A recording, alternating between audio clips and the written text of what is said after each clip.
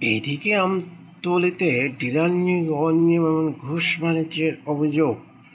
বরগুনার আমতলী উপজেলার খাদ্য বন্ধ কর্মসূচির অধীনে ডিলার নিয়োগে ব্যাপক অনিয়ম, দুর্নীতি এবং ঘুষ বাণিজ্য নানা অভিযোগ উঠেছে।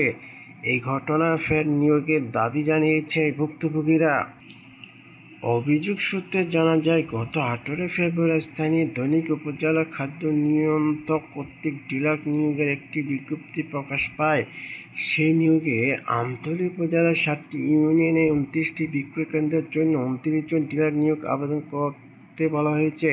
সেখানে 24টি বিক্রয় কেন্দ্রের জন্য 24 জন ডিলার নিযুক্ত রয়েছে। অথচ আবেদন করার সময় আমতলী উপজেলা খাদ্য নিয়ন্ত্রণ অফিসে যোগাযোগ করা হলে তারা 24টি বিক্রয় কেন্দ্র বর্ণনা দেন এবং 5টি কেন্দ্র কথা গোপন রাখেন।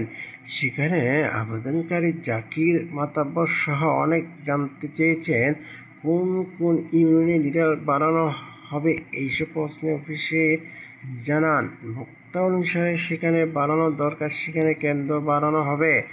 আবেদনের 6 মাস পর আমতলী উপজেলার খাদ্য নিয়ন্ত্রক অফিস লাখ লাখ টাকা ঘুষের বিনিময়ে খাদ্য বন্ধ কর্মসূচি ও এমএস মিলিয়ে 29 জন ডিলার নিয়োগ দেন এবং 62 জনের আবেদন বাতিল করেন। এই বিষয়ে আবেদনকারী জাকির মাতাব্বর কাজ জানতে চাইলে তিনি বলে, যুগান্তরকে ডিলার নিয়োগে আমিও একজন আবেদনকারী। আমার কাছে 2 লাখ টাকা চাওয়া হয়েছিল, আমি টাকা দিতে পারি না ভাই, আমারটা হয়নি। আমাকে ওখানে যাকে নিয়োগ দেওয়া হয়েছে তিনি 2.5 লাখ টাকার বিনিময়ে নিয়োগ পেয়েছেন। এই নিয়োগ স্থগিত করার জন্য আমি মামলা পঞ্জীয়ন করেছি, কিন্তু কোনো প্রতিকার পাইনি। এখনও মামলা জমা রয়েছে। সরকারি বিধান নীতিমালা ছাড়া এই নিয়োগ দেওয়া হয়েছে।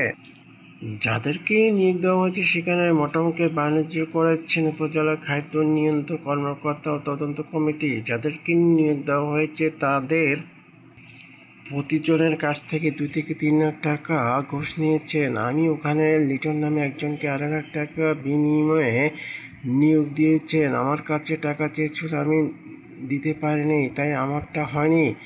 আমরা জানি, আবেদন করেছি, সবাই নিয়ম ভিতরে ছিলাম এবং আমাদের সকল পেপার আপডেট থাকা সত্ত্বেও আমার টাকা দিতে পারিনি, তাই আমাদেরকে নিয়োগ দেওয়া হয়নি। তাই আমরা পুনরায় নিয়োগ এবং আমতলী উপজেলা খাদ্য নিয়ন্ত্রণ কর্মকর্তার বদলির দাবি জানাচ্ছি।